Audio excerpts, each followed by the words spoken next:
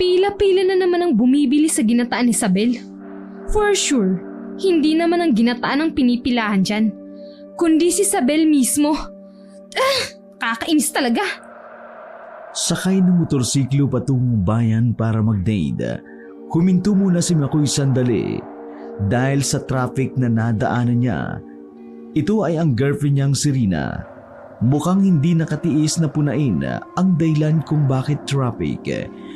Yun ay ang mahabang pila ng mga lalaking bumibili ng ginataan ni Isabel, ang dalagang bagong salta sa kanilang baryo. Kairita! Tingnan mo! Traffic tuloy dahil sa dami ng bumibili sa kanya. Ano bang meron sa ginataan niya at pinipilahan? Hindi naman siya maganda. Parang papel ang kulay ng balat sa sobrang putla. Mahal, para malaman mo ang lasa kung bakit pinipilahan, siguro mas maiging tikman muna natin. Ano, gusto mo dyan na tayo mag-date sa tindahan ni Isabel? Tumigil ka nga, Makoy. Bakit ba gustong-gusto mong tikman ang ginataan ng Isabel na yan? Siguro nagagandahan ka rin sa mukhang white lady na yan, no? Tulad ng mga kaibigan mong single. Sabihin mo lang para maghiwalay na tayo at dyan ka na kay Isabel mo. Mahal naman, binibiro lang naman kita eh. Hindi ka na mabiro. Tara na nga, wala nang traffic. Ay, ewan. Imbis na masaya ako sa date natin naiirita ako. Mahal, joke lang yun. Hindi ako titikim ng ginataan ni Isabel, promise. Talaga lang ha? Talagang talaga. O siya, sige na. Malis na tayo rito at nakakaasar na talagang makita ang Isabel na yan. Nagpatuloy sila sa pagbiyahe patungo sa bayan para ituloy ang kanilang date. Talagang plano nila para sa araw na yun. Habang nasa biyahe, hindi maiwasan ni Makoy ang mag-isip kung ano ba talaga ang lasa ng ginataan ni Isabel. Ang sabi sa kanya ng mga kaibigang nakatikim ng ginataan, napakasarap daw talaga nito. Mapapatirik daw ang mata mo sa sarap ng sabaw. Siyempre, sino nga ba naman ang hindi maaakit na tumikim kung ganun kasarap na pagkain? Base sa sinasabi ng iba, hindi lang yun, maganda pa ang tindera. Sobrang ganda ni Isabel. Nakakabigani ang makinis at maputi nitong balat. Pati na rin ang mahaba nitong buhok na tila sobrang lambot kung titingnan.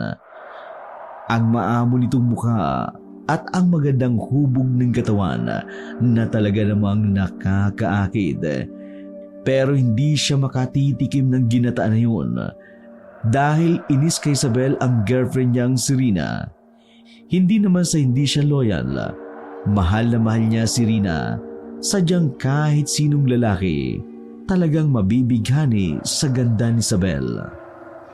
Mahal, galit ka pa rin ba sa akin dahil sinabi kong titikman ko yung ginataan ni Isabel?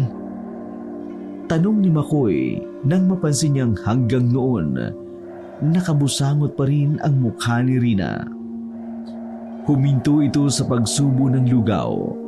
Kasalukuyan silang kumakain sa lugawan kung saan nila napiling mag-date para ipagdiwang ang kanilang 3rd year anniversary. Oo, nakakainis kasi, mahal.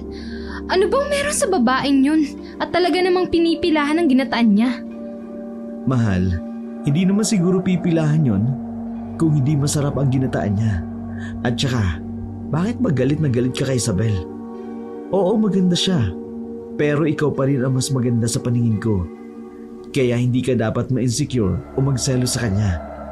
At sino bang nagsabing insecure at nagsiselos ako sa kanya? Ay, hindi ba mahal? Bakit kanya ang reaksyon mo sa tuwing nadadaanan natin ang tindahan ni Isabel? Bumuntong hininga si Rina bago sumagot. Ganito ang reaksyon ko dahil nakakairita ang paraan kung paano siya tumingin sa tao. Natingnan na niya ako at kahit babae ako, para bang inaakit niya ako. Para bang sinasabi niyang... Pinaliit ni Rina ang kanyang mga mata. Kinagat ang labi bago nagpatuloy sa pagsasalita. Halika, tikman mo ang masarap na sabaw ng ginataan ko. Kaagad namang napahagalpak ng tawa si Makoy sa sinabi ng kanyang girlfriend, bahagya niya tuloy pinisil-pisil ang pisngi nito bago ito tumugon. Hayaan mo, mahal. Titikman ko yung masarap na sabaw mo mamaya. Namilog ang mga mata ni Rina sa kalubingon sa paligid. Mahal, ano ka ba? Baka mamaya may makarinig sa atin. Hayaan mo sila maingit sa narinig nila. Hindi lahat nakakatikim nun. Hinampas siya ni Rina bago sila parehong natawang itinuloy ang pagkain ng lugaw. Kaya mahal na mahal ni Makoy si Rina dahil simple lamang ito. Hindi na kailangan pa ng magarbong date. Kahit sa ihawan, lugawan o kahit sa anumang kainan mura lamang, ayos lamang sa kanya. Kung riregaluhan niya naman ng mahal si Rina, nagrereklamo ito at sasabihin at sinasabihan pa siyang ipunin na lamang ang pera kaysa naman ibili pa ng pangregalo sa kanya. Lumipas ang ilang araw, matapos ang 3rd anniversary ni Makoy at Rina, naging abala si Rina sa pagre-review para sa nalalapit nitong licensure examination for teacher. Mahal, mukhang magta-top 1 ka sa exam. Sobrang sipag mo mag-review. Ayaw kong maging overconfident, Makoy. Alam mo naman yung nangyari last year, di ba? Hindi ako nakapasa. Kaya ayaw kong umasa ng mataas. Ang mahalaga sa akin ngayon ay makapasa ako. Hindi na kailangan nasa top list. Sabagay. Pero mahal, i-manifest na natin yung pagkapasa mo. I-claim na natin na papasa ka. Huwag ka na mag-isip ng negative. Okay na yun. Okay? Hindi ko mapigilan eh. Paano kung hindi pa rin ako makapasa?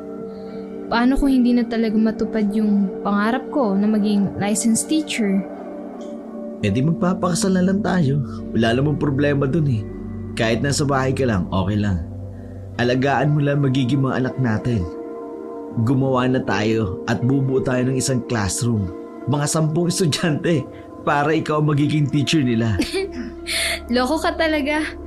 Magbihis ka na nga ng uniform mo at pumasok ka na sa trabaho. Baka mamaya, pagalitan ka na naman ni Victor dahil late ka. Sige mahal, aalis na ako Good luck sa pagre-review mo. 1 taon na rin mula na magsama sila ni Rina sa iisang bahay. Hindi naman tumutol ang mga magulang nila kahit pa nag-aaral si Rina. Basta raw hindi muna mabuntis si Rina para magamit pa niya ang kanyang pinag-aralan bilang isang teacher. Ipinangako nilang dalawa na magiging licensed teacher muna si Rina bago sila magkaroon ng anak. Mahal na mahal talaga ni Makoy si Rina.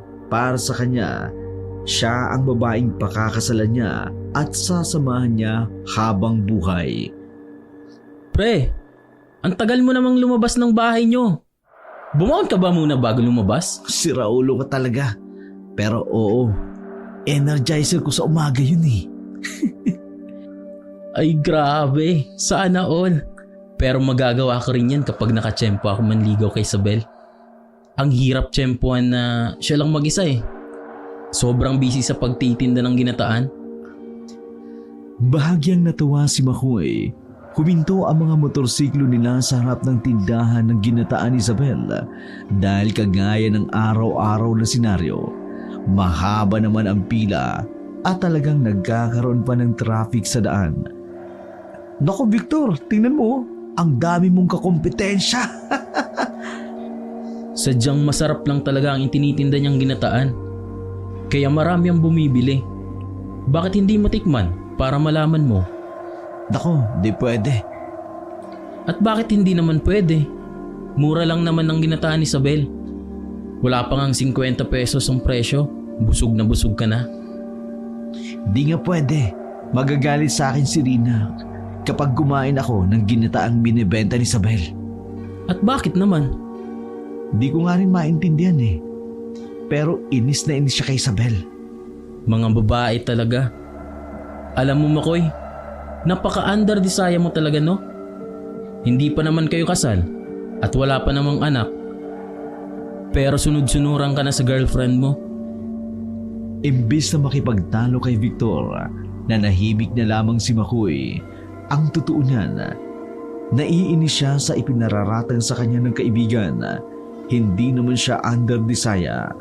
Mahal niya lang talaga si Rina at ayaw niyang mag-away sila.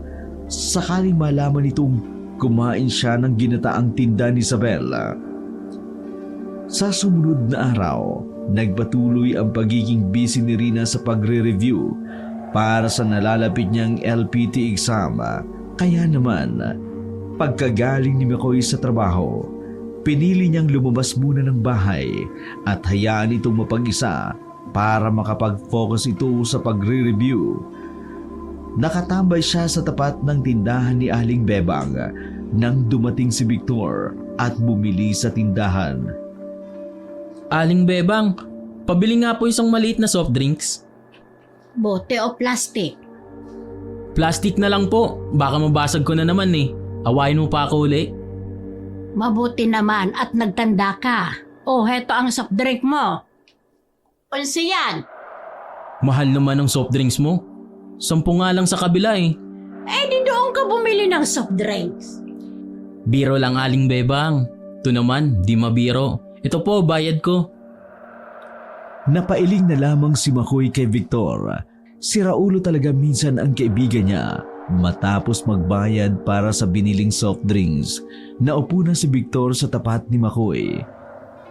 Oh pre, musta? Busy pa rin ba sa pagre-review si Rina? Oo eh. Hinayaan ko na lang muna siyang mag-review sa bahay. Kaya lumabas muna ako. Alam ko hindi siya makakapag-focus sa pag-aaral kapag nandun ako. Nako, ewan ko lang kung hindi pa makapasayang si Rina sa LET exam. Sub-sub sa pagre-review eh. Sigurado ako papasa siya. Si Rina pa. Kung busy naman pala si Rina, pwede tayong pasimpleng pumunta ngayon sa tindahan ni Isabel. Kain tayo. Miss ko na siya eh. Ilang araw ko na ring hindi siya nakikita dahil sa OT tayo sa trabaho. Ikaw na lang, busog pa ako eh. Busog? O takot ka pa rin kay Rina? Ano ka ba? Hindi naman siguro magagalit si Rina kung kakain ka doon ng 1 o 2 beses lang. Para kakain lang naman eh. Sige na, libre kita. Saglit na napaisip si Makoy kung talagang sasama siya kay Victor. Ang totoo niyan, gustong gusto niya talagang matikman ang ginataang ibinibenta ni Isabel. Kaya lang, natatakot talaga siyang baka magalit sa kanya si Rina. Ayaw pa naman itong nagagalit sa kanya ang babae. Mahirap suyuin at umaabot pa ng 1 o 2 linggo bago ito tuluyang makipagbati sa kanya. Ano? Habang buhay ka na lang bang matatakam sa masarap na ginataan ni Isabel? Sige na nga. Basta wag mo ko isusumbong kay Rina ha. Yes! Halika na dali! Miss na miss ko na si Isabel. Kabado si Makoy habang papunta sila sa tindahang ginataan ni Isabel. Wala namang mali sa gagawin niya. Kakain lang naman sila ng ginataan. Wala naman siyang ibang balak. Pero ang isiping pwedeng magalit si Rina, doon talaga siya kinakabahan. Nang makarating sila sa tindahan, kaagad na binati sila nang nakangiting si Isabel. Hello, Victor. Ilang araw din kitang hindi nakita Oo nga eh. Overtime kasi kami nitong mga nakaraan. Kaya hindi ako makapagmerienda rito. Ganun ba? O, bili ka na. Mainit pa to. Kaluluto ko lang nito kanina. Panghuling batch nito ng ginataan. Batch? Takang tanong ni Makoy. Alam niya ang ibig sabihin nun. Sadyang hindi niya lang mapaniwalaan. Oo, 3 kaldero na ang nailuto ko sa maghapon. Ibig sabihin 3 batch na ang naibenta ko. Kita mo pre, ganun katindi ang sarap ng ginataan ni Isabel. Sino nga pala siya? Bagong customer mo, kaibigan ko. Inaya ko siya para matikman niya rin ang sarap ng ginataan mo. Pagbilhan mo nga kami ng 2 order ng ginataan. Sige, sana magustuhan mo ang ginataang ko. Ngumiti na lamang si Makoy imbis na sumagot. Nabighani kasi siya sa ganda ng dalaga. Ang totoo, natulala talaga siya. Hindi mahanap ang tamang salita na dapat niyang sabihin ngayon. O eto na, enjoy kayong dalawa sa ginataang ko. Siyempre naman, i-enjoy ko talaga to. Sasairin ko pati ang sabaw. Eto pala, bayad namin. Kaagad na kinuha ni Victor ang plastic na may lamang ginataan. Saka nilingon si Makoy. Tara na pre, kainin na natin to bago pa lumamig. Mahaba na rin ang pila eh. Sige pre, tara na. Bilisan natin, baka hanapin ako ni Rina. Nagsimula na silang maglakad paalis, pero bago yun, sumulyap na muna pabalik kay Isabel. Nakita niya namang nakatingin din ito sa kanya na biglang nagpabilis ng tibok ng puso niya dahil sa paraan ng pagtitig nito sa kanya na para kasing nang aakid. Ano pre, ang tagal mong maglakad. Akala ko ba ayaw mong mahuli ka ni Rina? Oo. Bilisan na nga natin. Dumiretso na sila sa bahay nila Victor. Pagkatapos ay si Victor na mismo ang naghain sa kanya ng ginataan sa mangkok. Pagkalapag ba lang ni Victor ng mangkok sa harapan niya, kaagad na dumantay ang matamis na amoy ng ginataan. Umuusok pa ito sa init. Nanuyo ang kanyang lalamunan at natakam. Oh pre, kutsara mo. Kain na tayo. Matapos noon, sumandok na siya sa ginataan. Hinipan niya muna iyon at nagdalawang isip kung kakain ba siya. Sana nga lang tama si Victor. Sana tama siya na hindi magagalit ng gusto si Rina. Humugot siya ng malalim na hininga at sa huli, sinubo niya iyon at nilasahan. O ano pre, masarap ba? Excited na tanong ni Victor. Ang sarap nga. Ito na yung pinakamasarap na ginataang natikman ko. Ang ginataan ata ni Isabel, ang pinakamasarap at pinakamalinamnam na ginataan na natikman niya sa buong buhay niya. Hindi lang ito basta-basta matamis. May kung anong lasa ito na hindi matitikman sa ibang ginataan na natikman niya. Kaya pala pinagpipilahan talaga ito at mabilis na sumikat sa baryo nila dahil sa sarap nito. Oh, anong masasabi mo ngayong natikman mo na ang masarap na ginataan ni Isabel? Hindi ako nagsisisit na kinig ako sa iyo, Victor. Masarap talaga eh. Hindi pwedeng hindi ko ito matikman uli. Sabi ko sa iyo eh. Alam mo, paminsan-minsan, masarap din naman gawin ang bawal. At saka, kung malaman man ni Rina, imposible namang mag-away kayo ng gusto. Pwera na lang kung si Isabel mismo ang titikman mo. Sira ulo ko talaga. Bakit ko naman titikman si Isabel? Ito pa nga lang ginataan, takot na ako. Si Isabel pa kaya? At saka, hindi kita papayagan pre. Akin si Isabel. At saka, may Rina ka na. Sayong-sayo na, hindi ko aagawin sayo. Nagtawanan silang dalawa, saka nagpatuloy sa pagkain hanggang sa matapos sila. Nagsimula ang araw-araw na pagmemeryenda ni Makoy at Victor sa ginataan ni Isabel. Dahil sa in-demand nga ang ginataan ni Isabel, pwede na rin kumain mismo sa may tindahan ni Isabel. Nagpatuloy sila sa pagkain. Hindi naman inalintanan ni Makoy kung magagalit man si Rina o hindi. Mahal na mahal niya ang girlfriend niya. Pero hindi niya alam kung bakit. Sa tuwing dadaan siya sa tindahan ng ginataan ni Isabel, tila nawawala siya sa wisyo niya at nabibighani sa ganda ng dalaga. May kung ano kay Isabel at sa ginataan nito na nagpapalimot sa kanya sa sobrang pagmamahal niya kay Rina. Grabe. Busog na busog ako . Hindi ko akalaing makakailang mangkok ako ng ginataan.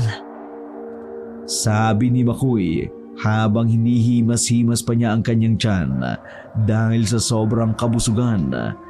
Dumigay pa siya. Pagkatapos ay sabay sila ni Victor na umangka sa motorsiklo nila saka tuluyang umalis. Ibig bang sabihin yan? Hindi ka natakot na mahuli ni Rina? Natatawa-tawa pa si Victor sa tanong niyang yun. Takot pa rin, pero hayaan mo na. Gaya ng sabi mo, imposible namang magalit siya ng gusto kung mahuli niya ako, di ba? Oo, masyado ka lang talagang takot nung umpisa. O di ba? Sulit naman ang pagkain doon. Bukod sa masarap at nabubusog na tayo, ang ganda pa ni Isabel.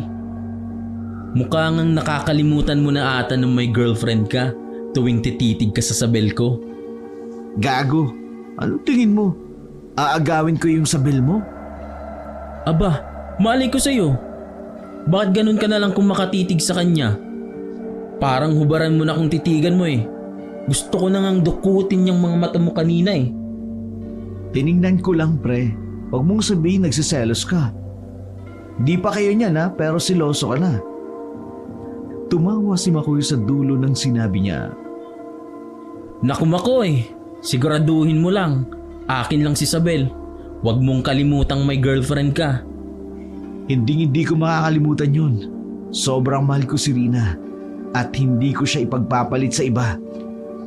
Pagdating sa bahay, kaagad na ipinarada ni Makoy ang motorsiklo niya. Napabuntong hininga siya dahil sa kabang nararamdaman niya dahil sa mga sinabi ni Victor. Ang totoo, talagang naaakit siya kay Isabel. Pinipigilan lamang niya ang sarili dahil mahal niya si Rina.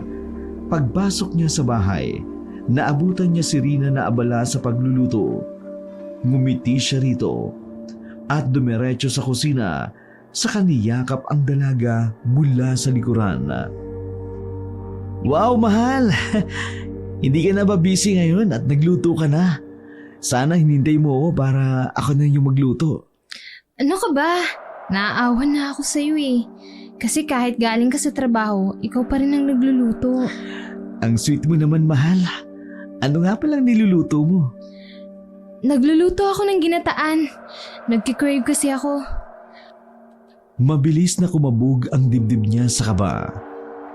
Ha? Akala ko ba ayaw mo ng ginataan? Anong ayaw ko ng ginataan? Ayaw ko kay Isabel, hindi sa ginataan. Bakit? Naaalala mo si Isabel sa ginataang niluluto ko? Mahal naman. Umandar naman ang pagkaselosa mo. Bakit ko naman siya maalala? Sige nga, umupo ka na nga rito at titikman ko ang ginataan mo. Sigurado ako masarap yan. Kesa sa ginataan ni Isabel na yun. Siyempre no.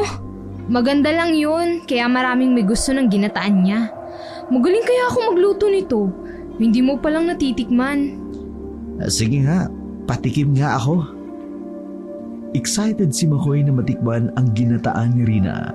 Sa isip-isip niya, sa oras na matikman niya ang ginataang luto mismo ng girlfriend niya, siguradong kay Rina na siya magpapaluto at hindi na siya bibili ng ginataan ni Isabel.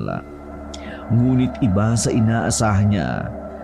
Nang ihain na ni Rina ang ginataan, nakita niyang hindi ito ganong kabango o kalapot gaya ng luto ni Isabel. Inisip niyang baka sa itsura lang nito hindi maganda, kaya sumandok siya noon. Hinipan niya at tinikman. Masarap ba, mahal? Excited na tanong ni Rina. Nilunok ni Makoy ang ginataan. Oo naman, mahal. Ang sarap. Walang tatalo sa sarap nito. Talaga? O diba, sabi ko sa'yo, masarap ako magluto niyan. Kaya wag na wag mong titikman ang luto ni Isabel. Ginataan ko lang ang titikman mo. Pagbabanta ni Rina sa kanya na naging dahilan para masamid siya. Oh, mahal. Dahan-dahan lang. Alam kong masarap ang luto ko. Pero hindi mo naman kailangan madaliin ang pagkain. Natawa pa si Rina nang abutan siya nito ng tubig. Sorry, mahal. Ang sarap kasi. O sige na, kain ka lang dyan, mahal. Nga pala, hindi na muna ako magre-review ngayon. Bukas na kasi ang exam eh. Ay, oo nga pala, mahal. Bakit yung kailan bukas ang exam, saka ka hindi magre-review? Mahal, kapag nag-review ako ngayon, gugulo lang ang utak ko. Mas natatandaan ko kasi kapag matagal ko nang na-review. Kaysa yung nakaraan lang. Ganun ba? Sigurado ka ba dyan? So, pwede ka ngayong gabi. Anong sinasabi mo, Makoy? Nagpanggap na inosente ang girlfriend niya, pero kaagad na inangat baba ni Makoy ang kanyang magkabilang kilay. Ngumiti ng nakakaloko. Alam mo na, ang tagal na kasi, sobrang busy ka. Parang sira to. Sige na nga. Ang totoo niyan, hindi talaga nagustuhan ni Makoy ang lasa ng ginataan ni Rina. Hindi naman pangit ang lasa nito. Pero siguro, dahil sobrang sarap siya sa ginataan ni Isabel, hindi niya na-appreciate ang sarap ng luto ni Rina. Nagigilty siya, pero mas nangingimbabaw talaga ang kagustuhan ni Makoy. Natikman muli ang ginataan ni Isabel. Ang pagkain niya ng ginataan nito ay naging tila addiction niya. Hinahanap-hanap niya at inaaraw-araw talaga. Minsan ay nakakadalawa o nakakatatlong bowl siya hanggang sa...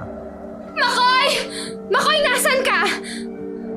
Bumukas ang pinto sa bahay nila. Abala si Makoy sa pag-aayos ng trabaho niya. Nang marinig ang sigaw ni Rina, kaagad siyang lumabas ng kwarto.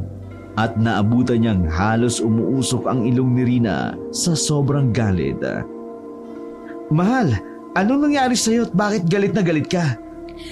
Ano tong nababalitaan ko na araw-araw ka raw nagme-merienda sa tindahan ng ginataan ni Isabel, ha? Namilog ang mga mata niya sa gulat. Anong sinasabi mo? Saan mo naman narinig yan? Tuloy-tuloy tumulo ang mga luwas sa mata ni Rina. Hindi niya alam kung anong sasabihin niya. Ngayong unang beses niya lang nakitang umiyak ang girlfriend niya. Akala mo hindi ko malalaman, ha? Na palagi kang kumakain sa tindahan ng Isabel na yan? Hindi ba sinabihin na kita na huwag kang kakain doon dahil hindi ko gusto si Isabel? Mahal, teka muna. Kumalma ka lang. Wala naman akong ginagawang masama. Hindi pa natatapos ang sasabihin niya nang bigla siyang hampasin ni Rina sa kanyang dibdib. Pinaghampas siya nito habang umiiyak. So inaamin mo na kumakain ka nga doon, ha? Sumagot ka, Makoy! Sumagot ka! Oo! Kumakain nga ako doon, mahal. Pero ano naman ang mali sa ginagawa ko? Kumakain lang naman ako ng ginataan. Hindi naman si Isabel ang pinupuntahan ko doon, kundi ang ginataang binebenta niya. Kahit na, Makoy! Naririnig mo ba ang sarili mo, ha? Nangako ka sa akin na hindi ka bibili doon. Pero anong ginawa mo? Binali mo ang tiwala ko sa'yo. Sa muling pagkakataon ay hinampas ni Isabel si Makoy. Sinalo niya ang mga kamao nito. Pinigilan niya si Rina dahil nasasaktan na siya sa ginagawa nito. Alam mo, Rina, sumusobra ka na. Ano bang kasalanan ginawa sa'yo ni Isabel? Para ganito maging tingin mo sa kanya. Talagang masarap naman ang ginataang binibenta niya eh. Bakit hindi mo tikman para malaman mo? Bumuntong hininga si Rina, saka sinapu ang kanyang ulo. Halatang galit na galit pa rin ito, ngunit pinipigilan niya ang kanyang sarili. Malakas ang instinct ng isang babae, Makoy. Ang babaeng yun, may kakaibang tinatagong landi sa katawan. Hindi lang landi, parang may iba pa siyang motibo. Alam mo, hindi na ako magtataka kung isang araw ipagpapalit mo na ako sa buwisit na Isabel na yan. Doon ka na sa Isabel mo! Rina, ano ba? Hindi naman kita ipagpapalit kay Isabel.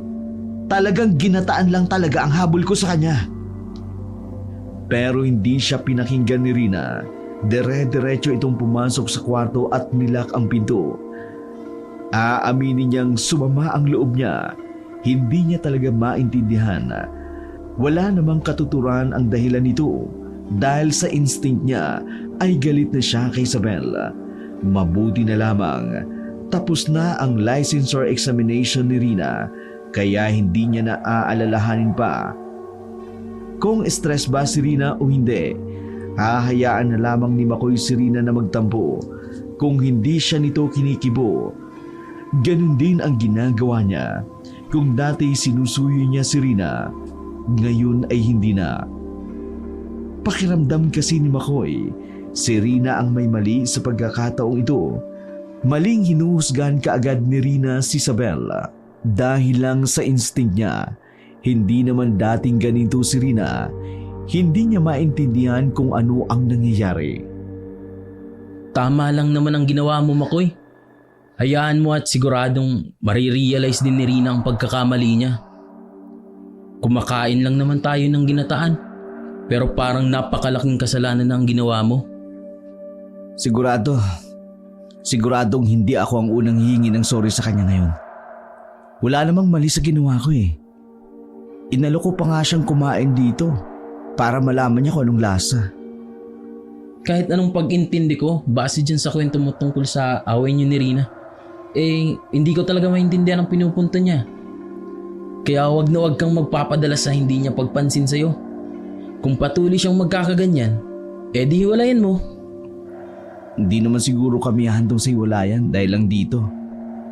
Hindi imposible, pre. Masyadong silosa si Rina. Silosa na wala sa lugar. Mantakin mong kumain ka lang naman ng ginataan sa tindahan ni Isabel. Galit na siya. Hindi naman si Isabel ang tinikman mo ah. Natawa si Victor sa huling sinabi niya. Napailing na lamang si Makoy, saka nagpatuloy sa kinakain niyang sabaw ng ginataan. Pasimple siyang sumulyap kay Isabel na abala sa pagsiserve ng ginataan sa mga customer. Sobrang ganda talaga ni Isabel. Tila kumikinang ang balat nito sa kinis at kagandahan.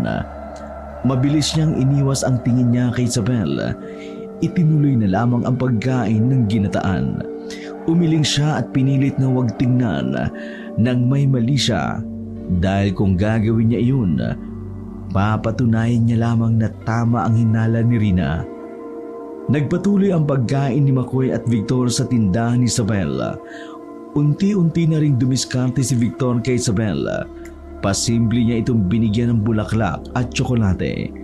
Ang hindi lang maintindihan ni Makoy, parang naiinis siya sa ginagawa ni Victor. Sa tingin mo ba, magugustuhan niya ni Isabel kapag binigay mo yan sa kanya? Sinong babae ba ang hindi magugustuhan ang Hello Kitty na kumot? Ito ang iririgalo ko sa kanya para maiisip niyang kayakap niya ako tuwing matutulog siya. Kadiri ka! Ang manyak mo, tol! Manyak ba yun? Yakap pa lang naman. Kahit na! Hindi ba mas maganda kung tatanungin mo siya ng diretso? Kung pwede ba siyang ligawan? Kasi mamaya niyan may boyfriend na pala yun. Tapos puro diskarte lang ginagawa mo. Sa tingin mo ba may boyfriend siya sa lagay niyang yun? Sobrang busy kaya niya. Kaya nga kung wala man siyang boyfriend, baka ayaw niyang mag-boyfriend kasi busy siya.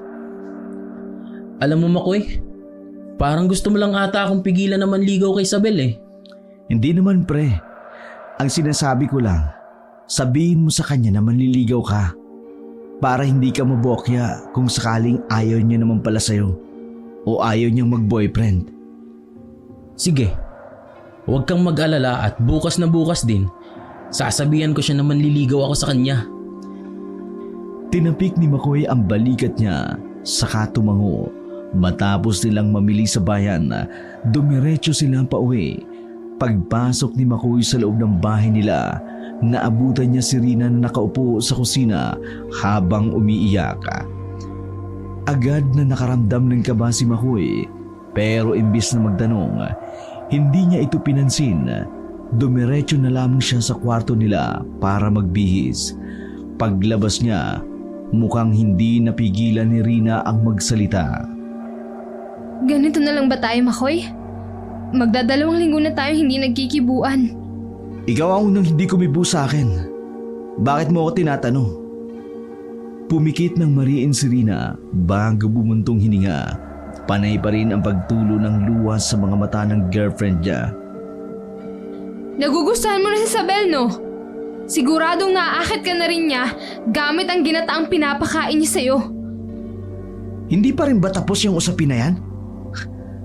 2 linggo na ang nakalilipas, pero ganito ka pa rin sa akin. Talagang ayaw mong tanggapin na ikaw ang mali. Sinong mali sa ating dalawa, ha? Sinabi mo sa akin na hindi ka titikim ng ginataan ni Isabel, pero ginawa mo pa rin! At sa araw-araw na hindi tayo nagpapansinan, pinatunayan mo lang sa akin na talagang may gusto ka sa babaeng yan! Dahil araw-araw ka pa rin kumakain doon! Galit na galit si Rina habang panay ang pag-iyak. Sobrang sama ng loob nito. Ramdam iyon ni Makoy. Gusto niya itong suyuin. Pero kung gagawin niya iyon, kailangan niya rin mangako na hindi siya kakain ng ginataan ni Isabel. Ikaw ang mali! Pinagseselosan mo yung taong wala namang kasalanan sa relasyon nating dalawa. Yung ginataan niya ang gusto ko, hindi si Isabel! Sige! Ganito na lang! Para matapos na tumakoy, aalis ako dito sa bahay natin o titigil mo ang pagbili ng ginataan dyan sa Isabel na yan! Natahimik bigla si Makoy.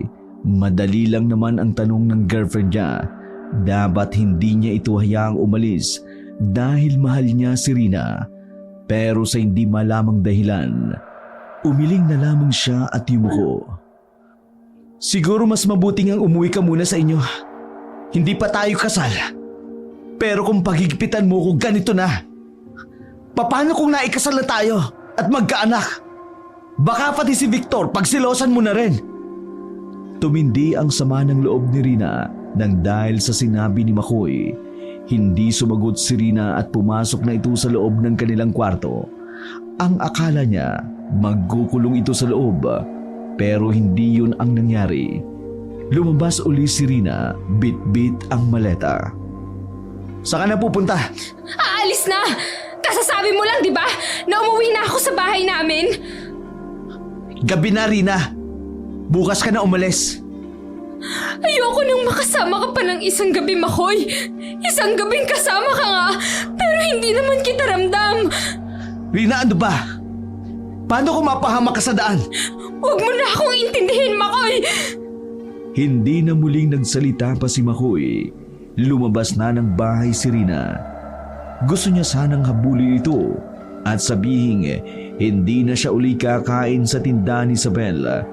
Pero may kung anong bumubulong sa kanya. Nahayaan na lamang si Rina. Imbis na habulin si Rina, naupo na lamang siya sa silya at hinayaan itong tuluyang umalis.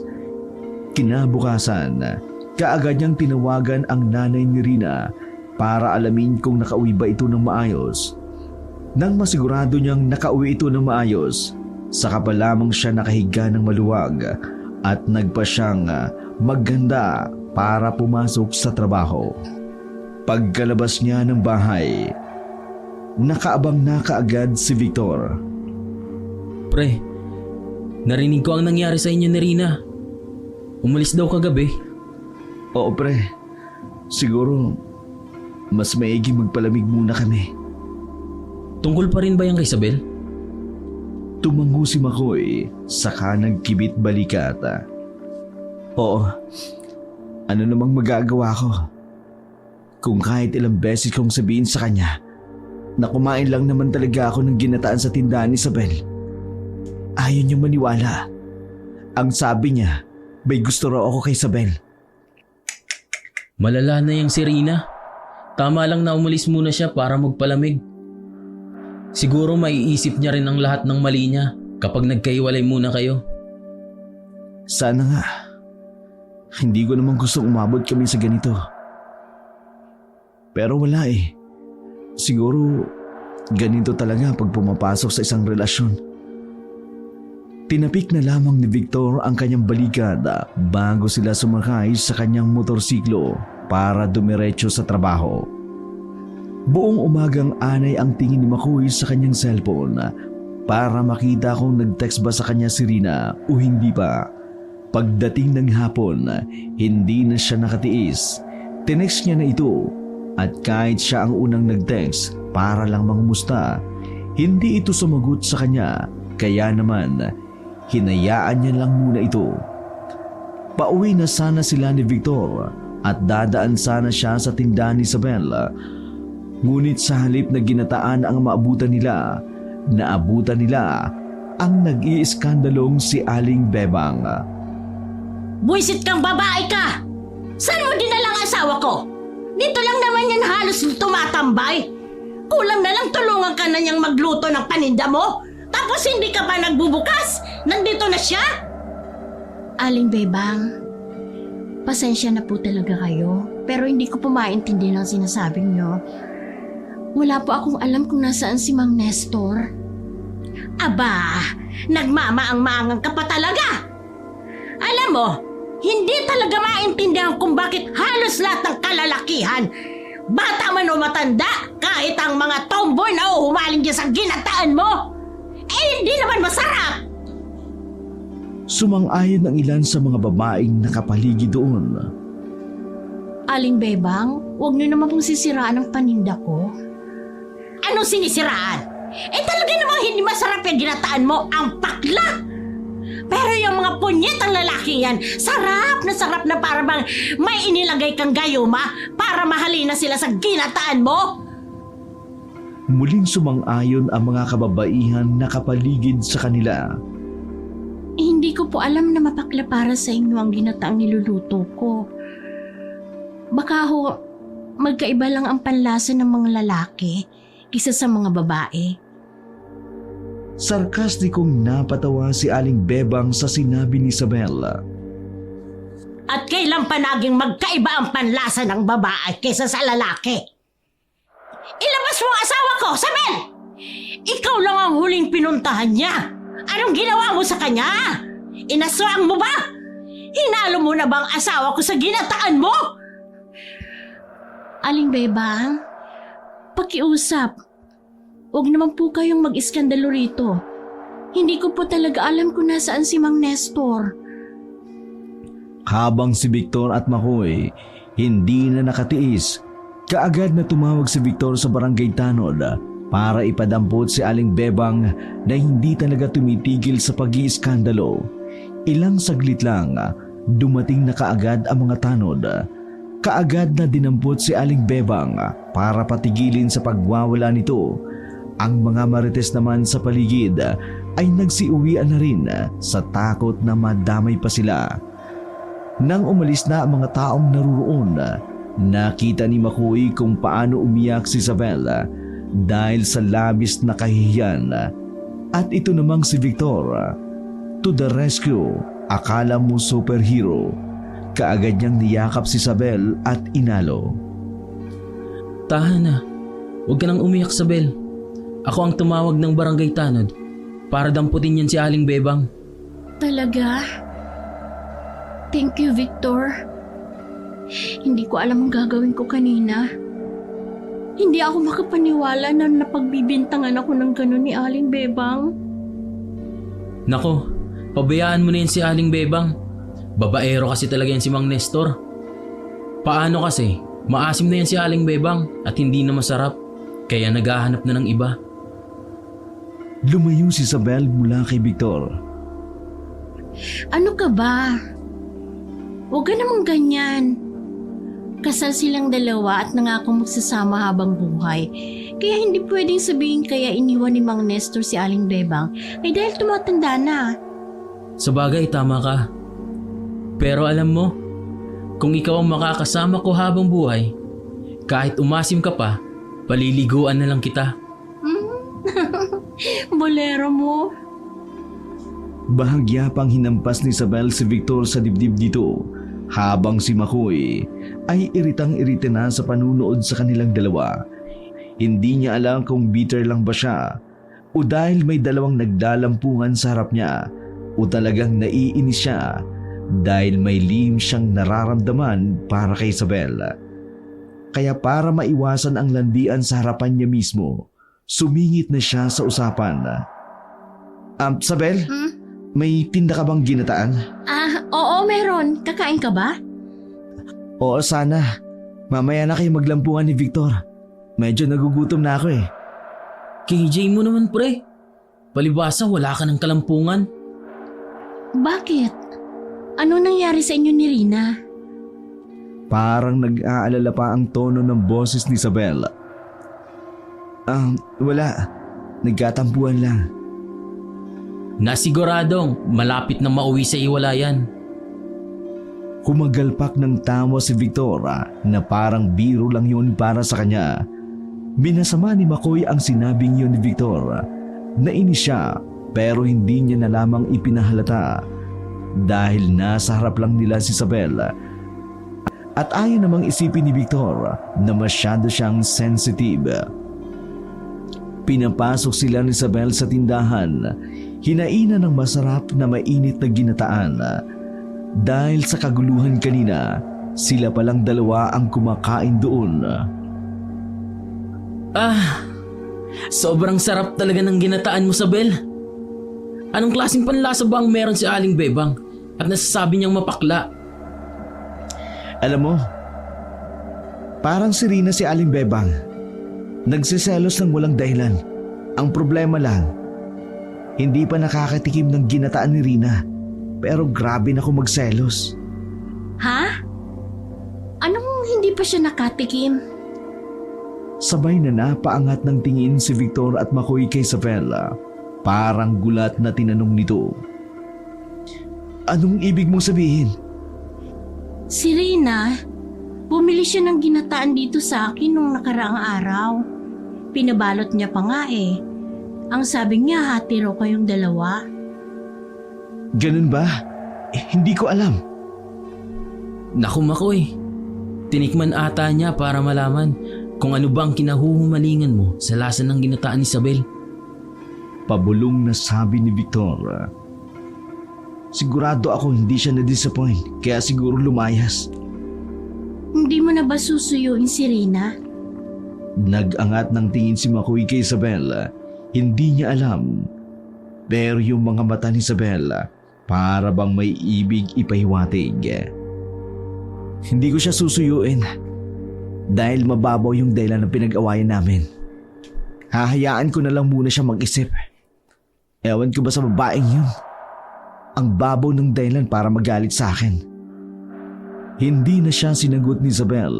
Nginitaan na lamang siya nito habang sila ni Victor ay nagpatuloy sa pagkain ng ginataan. Sa sumunod na araw ay nagsimula ng unti-unting mawala ang mga kalalakihan sa baryo nila. Umabot na sa 5 lalaki ang nawawala, kasama na roon si Mang Nestor na talagang hindi nahanap ni Aling Bebang. Ang haka-haka ng mga matatandang babae sa baryo nila, si Isabel daw ang kumukuha ng mga lalaki. Naaswang daw ito at siguradong hinahalo niya ito sa ginataan niya ang mga lalaking iyon para ipakain sa mga customer niyang lalaki. Katatapos lang maligo ni McCoy nang marinig niyang nag-ring ang cellphone niya. At nang makitang si Rina iyon, mabilis niya itong sinagot. 2 linggo na itong hindi nagte-text o tumatawag sa kanya. Hello, mahal. Hindi ka na ba galit sa akin? McCoy, kumusta ka? Umusbong ang kaba ng kanyang dibdib nang marinig ang boses nito na tila ba nag-aalala. Okay lang naman ako, mahal. Ikaw? Kumakain ka pa rin ba ng ginataan sa tindahan ni Isabel? Hindi na. Yun na nga yung pinag-awayan natin. Kaya tinigilan ko na ang pagkain doon. Bakit mo naman naitanong? Uuwi ka na ba ngayong nalaman mo na hindi na ako kumakain noon?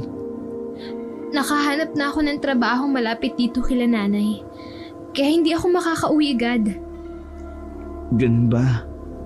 Miss na kita eh. McCoy, wag ka nang kakain ulit ng ginataan ni Isabel ha. Usap-usapan niya yun na kinukuha niya ang mga lalaki at sinasahog sa ginataan niya. Mahal naman, nagpapaniwala ka talaga sa mga sabi-sabi ng matatanda. Wala namang aswang. McCoy, mas mabuti nang nag-iingat. Sarap na sarap ko pa naman sa ginataan ni Isabel. Samantalang ako, Tinikman ko ang ginataan niya. At talagang napakapangit ang lasa. Mapait na mapakla. Kung nasasarapan ng mga lalaki sa lasa ng tinda niya, abang kami mga babae hindi. Malamang may ginawa siya kaya nasasarapan kayo sa luto niya. Saglit na hindi nakasagot si Makoy. Nainis siya sa mga ipinaratang ni Rina kay Isabel, pero ayaw niya sana makipagtalo rito. Kaya imbis na sagutin niya si Rina, sumang-ayon na lamang siya rito. Sige mahal, hindi na ako kakain ng ginataan ni Isabel. Promise mo yan ha? Oo, promise. Kung ganun, uuwi ako dyan sa Sabado. Namimiss na rin kita mahal eh. Alam ni Makoy na mag-aaway uli sila ni Rina kapag nalaman itong kumakain pa rin siya ng ginataan ni Isabel. Pero hanggat hindi umuwi si Rina, palihim muna siyang kumakain doon. Sa kanya na lang iisipin ang gagawin kapag nakauwi na ito. Kasalukuyan silang kumakain ng ginataan. Ngayong araw ang huling araw na malaya nang makakakain si Makoy ng ginataan ni Isabel dahil bukas ay uuwi na si Rina. Pre, sa tingin ko, sasagutin na ako ni Isabel. Ganun ba pre? Naku, congratulations. Pakakasalan ko kaagad siya pag sinagot niya ako. Ayaw ko na siyang pakawalan. Ako ang pinakamaraming makakaing handa niyan kapag nangyari yan. Nagtawanan na lamang silang dalawa habang patuloy na kumakain. Ang totoo niyan, hindi talaga natutuwa si Makoy. Gusto niyang sapakin ang mukha ng kaibigan dahil ang totoo, gusto niya rin talaga si Isabel. Nalilito siya sa tunay niyang nararamdaman. Kung babalikan niya pa ba si Rina o susubukan niya ring ligawan si Isabel kahit alam niyang pwede sila mag-away ni Victor. Teka lang pre ah, banyo muna ako. Kumulubig lahat yan ko. Sige pre, hintayin kita sa labas ha. Sabay na silang tumayo. Si Victor ay tumungo sa banyo sa tindahan ni Isabel habang si Makoy naman ay lalabas sana pero napahinto siya nang tawagin siya ni Isabel. Makoy, pwede pa tayo mag-usap saglit? Bakit? May aaminin sana ako sa'yo. Naguguluhan man, hindi na nakapagsalita pa si Makoy nang hawakan ni Isabel ang kamay niya at hinatak siya patungo sa loob ng kusina. Nabigla siya nang marahan siyang itulak ng dalaga sa may pader. Hinawakan ang magkabila niyang pisngi. Kitang-kita niya ang pag-aalala sa mukha ni Isabel habang nakatitig sa mga mata niya. Isabel, ano bang sasabihin mo? Hindi ko na talaga maitatago ang nararamdaman ko para sa iyo, Makoy. Hinayaan ko lang talagang manligaw sa akin si Victor para mas mapalapit sa iyo. Pero hindi ko na kaya. Gustong-gusto talaga kita. Nagulat si Makoy sa sinabi ni Isabel. Sobrang lakas ng kabog ng dibdib niya nang dahil sa kaba. Hinawakan ni Isabel ang pisngi niya. Marahan itong hinaplos. Isabel, may girlfriend ako. Ibig ko sabihin, anong gagawin natin kay Victor kapag nalaman niyang ako pala ang gusto mo?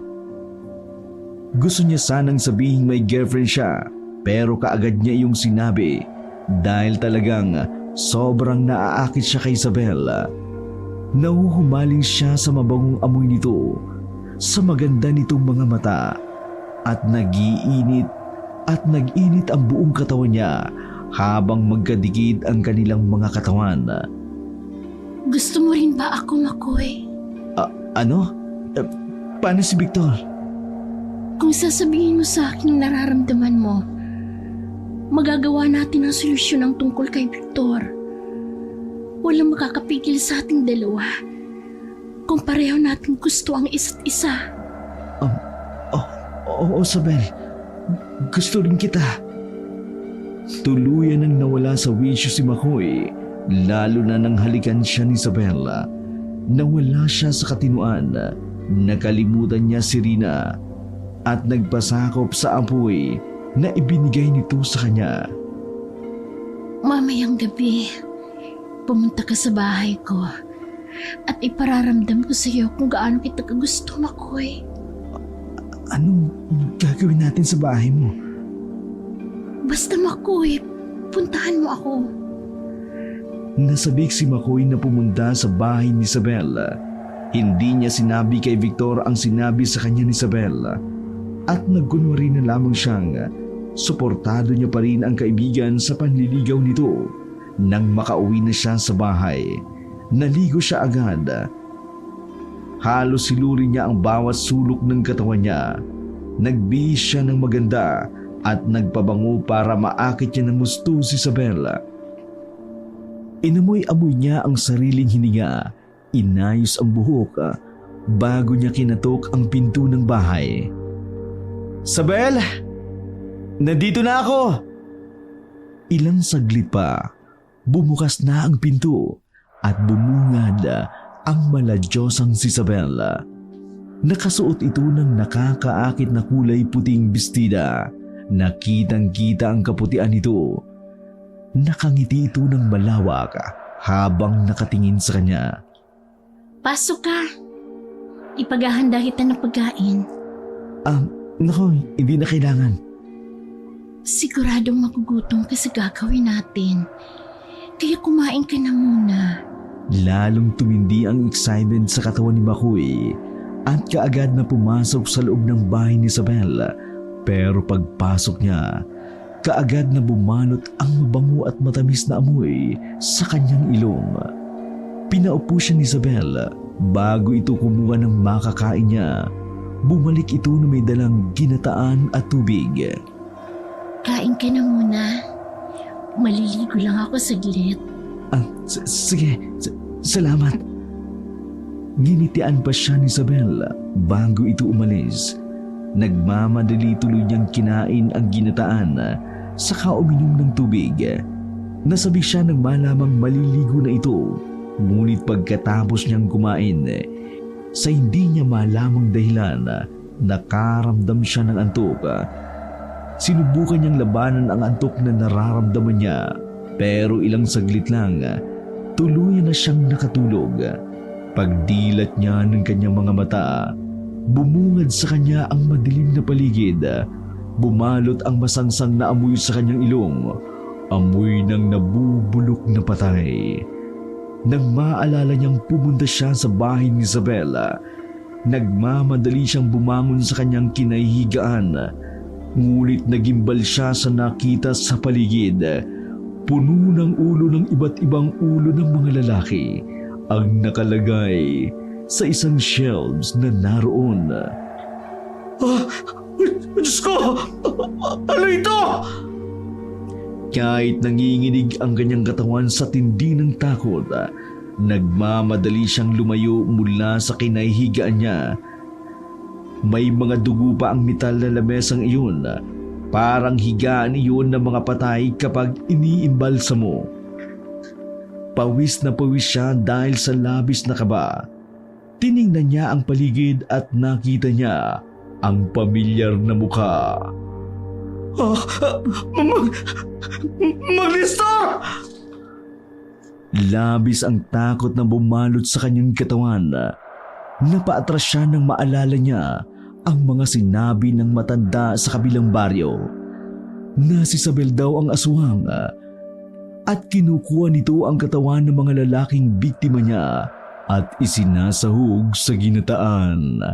Kaagad niyang sinampal ang kanyang sarili. Hindi totoo ito! Panaginip lang to! Pero humapdi ang kanyang pisngi. Hindi siya nagising sa masamang panaginip.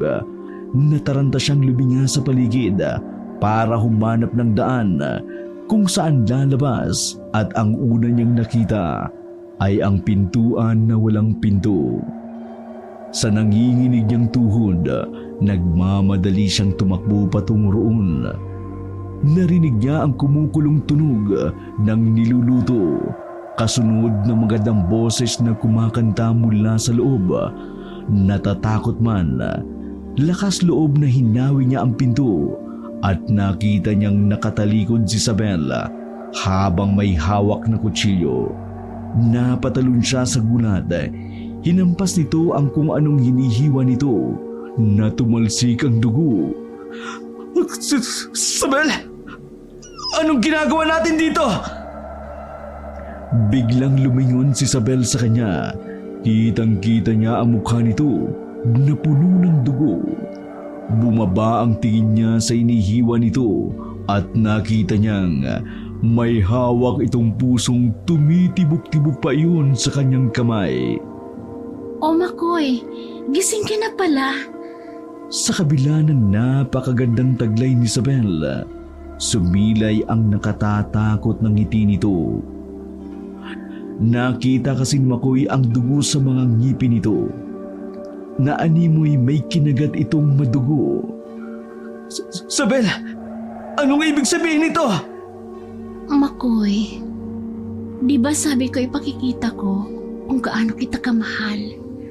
Dahil mahal kita, ipinakita ko sa iyo ang sikreto ko. Ang secret ingredient para maging masarap ang ginataang niluluto ko. Secret ingredient? Anong sinasabi mo, Isabel? Tama ang hinala ng mga matatanda dito sa baryo nyo. Mga lalaki ang sahog ng ginataang ko. Puso nyong mga lalaki. Ang sarap, di ba? Ano? Demonyo ka! Mabilis na nasuka si Makoy sa na-realize niyang kumain siya ng taong hindi niya alam. Diring-diri siya, napakalaking tanga niya para hindi pansinin ang mga babala ng mga taong nakapaligid sa kanya, lalo na si Rina. Sukang-suka siya, halos hindi yun matapos. Kahit puro tubig lang ang sinusuka niya, umiikot pa rin ang kanyang tiyan sa tindi ng pandidiring nararamdaman. Makoy, bakit mo naman isinuka ang mga pinakain ko sa iyong ginataan? Hindi ba't sarap na sarap ka nung kinakain mo yan? Huwag mo naman sayangin. Gago ka! Halimo ka! Bakit mo to ginagawa? Katulad ng ginagawa ng mga tao para mabuhay. Ito ang ginagawa ko. Gumagawa ako ng paraan para makakain ng libre. Ibinagsak ni Isabel ang kutsilyo sa lamesa, saka ibinaling ang tingin sa kanya. Kung kanina'y nasasabik siyang lumapit sa kanya si Isabel, ngayon ay nanginginig na siya sa takot. Wag! Wag kang lalapit sa akin! Bakit? Hindi ba ito ang gusto mo, Makoy? Excited na excited ka pa nga. Halos maubos ang dumi sa katawan mo sa tindi ng pagligo mo kanina. Gago ka! Aswang ka! Lumayo ka sa akin! Tuluyan ang tumakbo si Makoy. Nagganap ng malalabasan mula sa madilim na kwartong iyon. Ngunit wala siyang mahanap. Para siyang tangang paikot-ikot sa paligid habang tawa lang ng tawa si Isabel.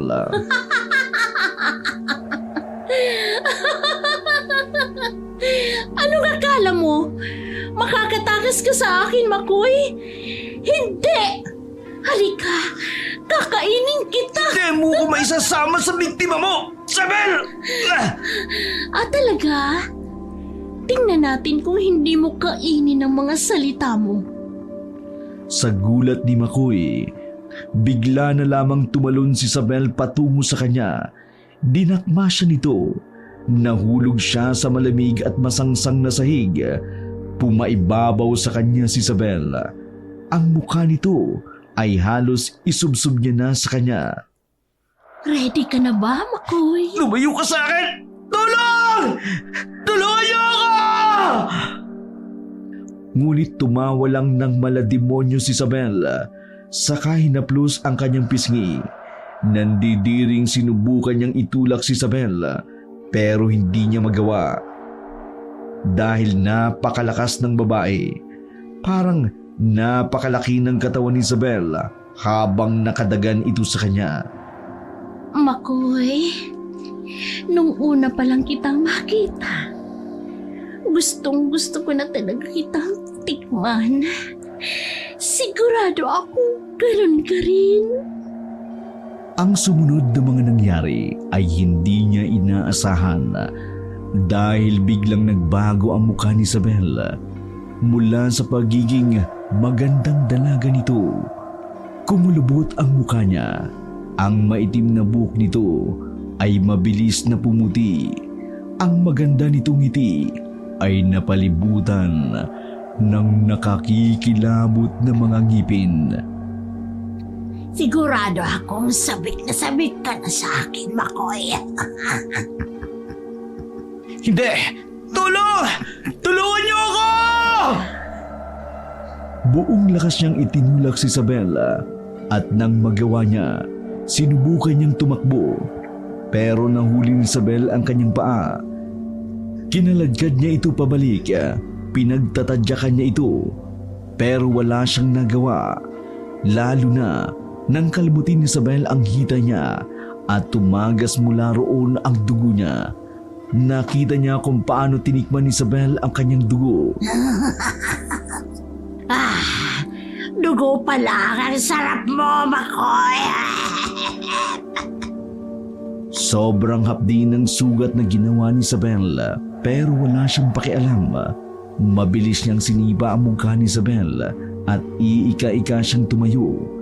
Tumakbo siya sa kusina at kinuha ang kutsilyong naroon. Paglingon niya, nakita niya si Isabel na nakasunod sa kanya. Agad niya itong tinusok. "Huwag kang lalapit! Aswang ka! Huwag kang lalapit kundi gigilitan ko ang leg mo!" Ay, talaga ang gusto ko. Matapang. Humagikhik si Isabel at mabilis na sumugod sa kanya. Kahit pa binalaan niya ito, kaya naman hinampas niya si Isabel ng kutsilyo sa mukha nito. Sumirit ang dugo sa mukha ni Isabel at agad itong napahiyaw sa sakit. Ginawa niya itong pagkakataon para itulak si Isabel at dumiretso sa labas.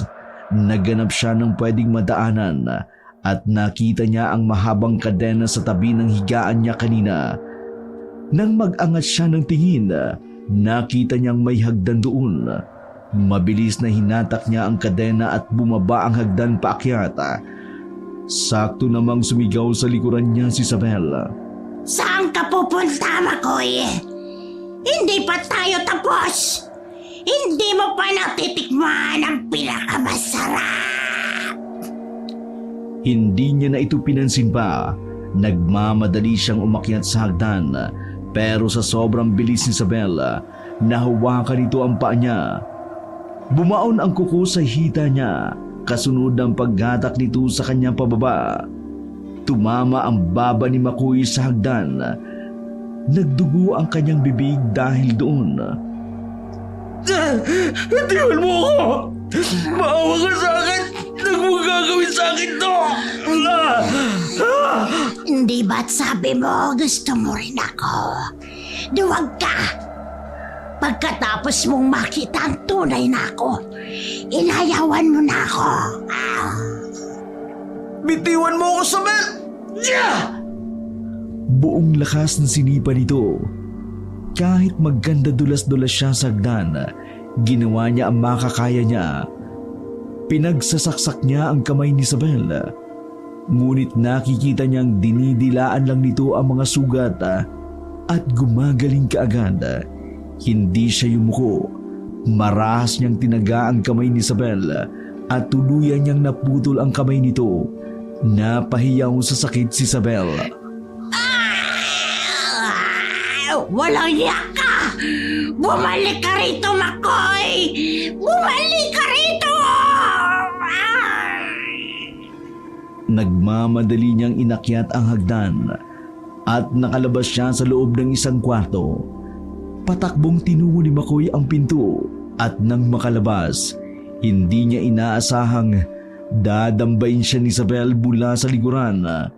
Nadapa siyang kasunod ng paghapdi ng kanyang mga anid nang hatakin ni Isabel ang kanyang buhok. Nakita niya ang mahabang dila ni Isabel. Lumitaw mula sa bibig nito. Dinilaan ni Isabel ang pisngi niya, kasunod doon ang pagguhit ng dila nito sa kanyang balat. Nakakadiri ang laway nito, amoy na bubulok habang nanunood sa kanyang ilong. Napasigaw si Makoy dahil sa sobrang hapdi na nararamdaman. Tulong! Tulong! Hindi ka makakatawa sa akin! Hindi na!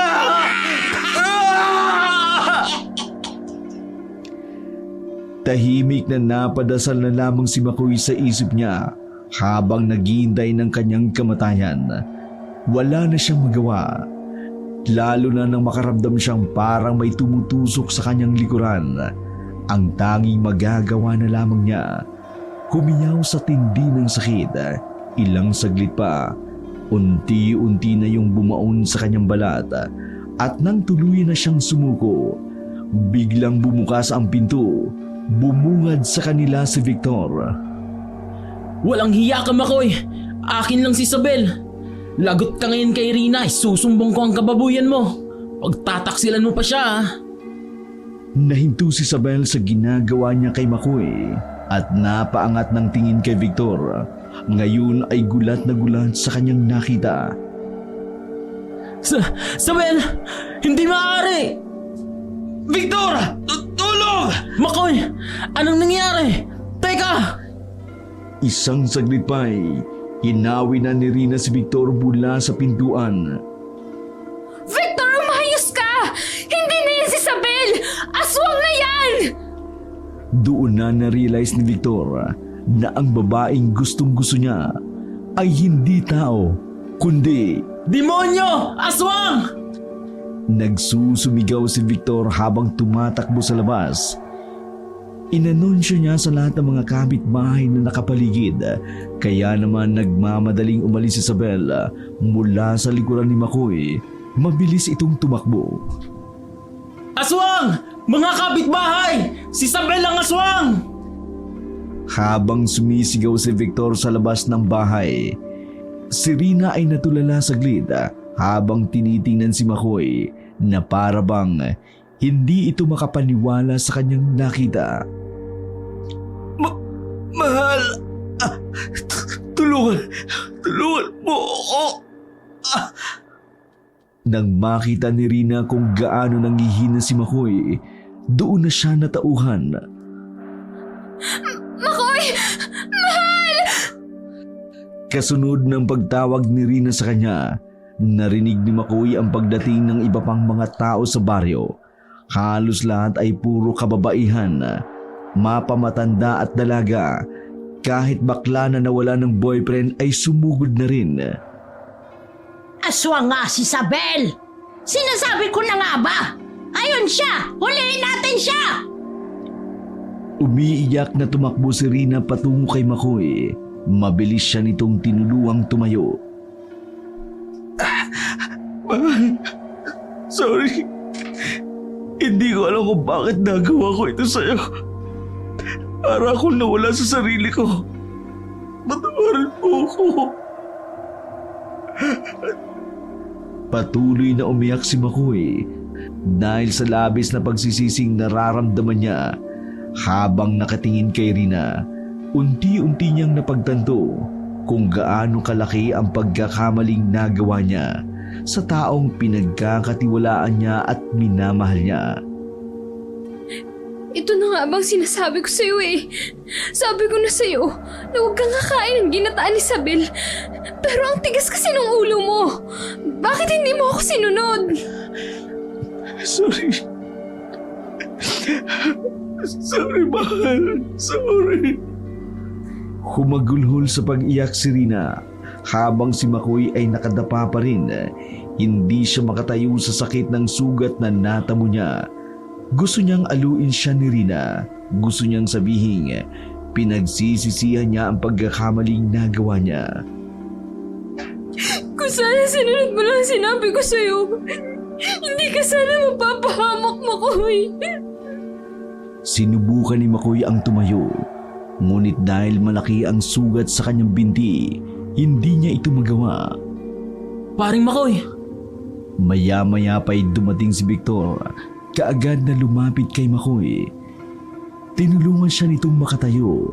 Sa kabilang gilid niya ay si Rina naman ang nakaalalay sa kanya. Gago ko pre.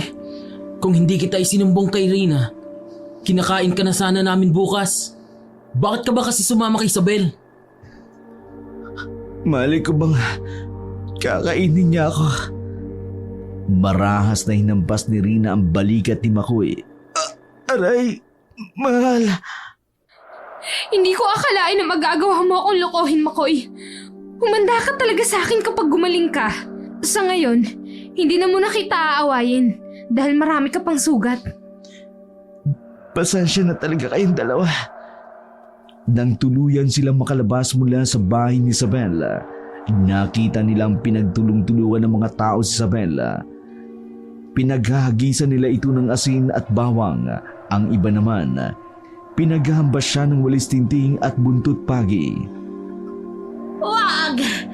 Maawa kayo sa akin! Wag! Matapos mong kainin ang asawa ko, maawa kami sa'yo! Kumain din naman kayo! Kinain niyo rin sila! Kasunod doon, muling pinaghagisan ni Aling Bebang si Isabel ng asin. Unti-unting umusok ang katawan nito habang humihiyaw sa labis na sakit. Nakakaawa siyang tingnan, ngunit kung iisipin ang lahat ng pagpatay na nagawa ni Isabel, kulang pa ang buhay niya bilang kabayaran sa ginawa niya sa mga kalalakihan sa kanilang baryo.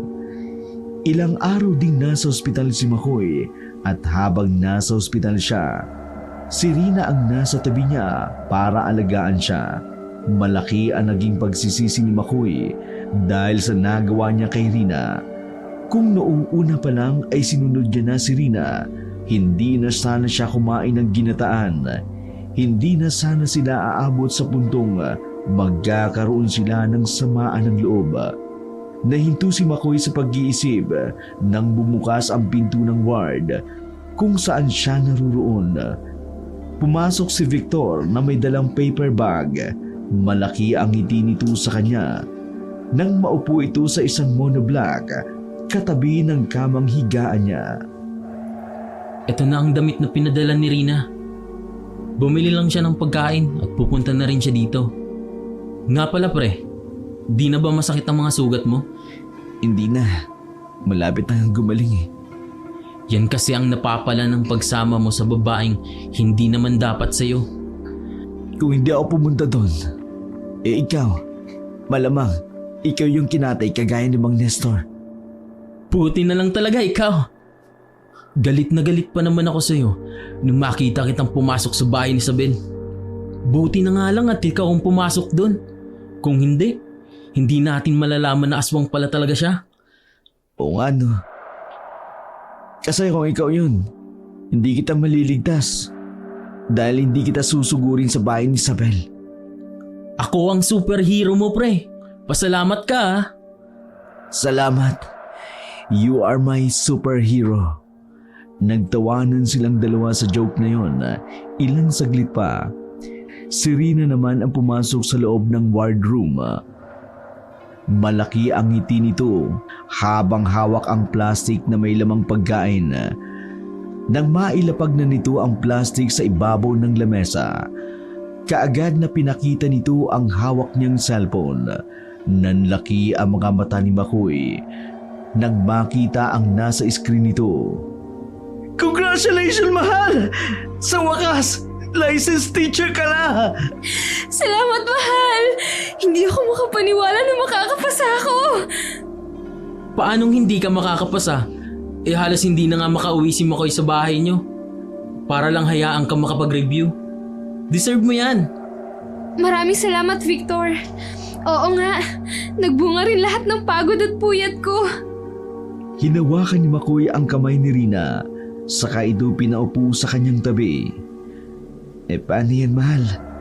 Ngayong teacher ka na. Pwede na ba tayo magpakasal? At bakit naman ako magpapakasal sa'yo? Kung hindi naman ako siguradong hindi ka natitikim ng ibang putahe. Mahal naman, Hindi na talaga. Dalang-dala na ako sa nangyari. Baka sa susunod, talagang hindi na ako makaligtas. Hindi mo na ako ililigtas kapag ginawa ko pa yun. Mabuti at alam mo. Kaya nga, magpasal na tayo, mahal. Nagpakyut pa si Makoy sa harap ni Rina. Kaagad namang sinukuan ng dalaga. Habang si Victor ay hindi nakatiis sa sobrang sweet nilang dalawa. Diyan na nga kayo. Iyo kayo. Kadiri. Palibasa single. Yung binabalak mong gawing girlfriend, aswang pala. Huwag mo nang ipaalala, Makoy. Nagkunwari pang umiyak si Victor bago ito tuluyang lumabas. Ilang buwan ang matuling na lumipas. Nakarecover na ang baryo nila mula sa trahedyang idinulot ni Isabel. Hindi madali ang ginawang panunuyo ni Makoy kay Rina dahil nawala ang tiwala nito sa kanya. Alam ni Rina na pwedeng nagayuman ni Isabel si Makoy kagaya ng ilang kalalakihang nahalina kay Isabel. Ngunit kung sa una pa lang, hindi na tumikim si Makoy sa ginataan ni Isabel, wala sanang ganoong mangyayari. Ngayon ay naiintindihan na ni Makoy ang kahalagaan ng tiwala sa isang relasyon. Kahit isang simpleng bagay lang, kung babaliwalain, maaaring makasira ng relasyon.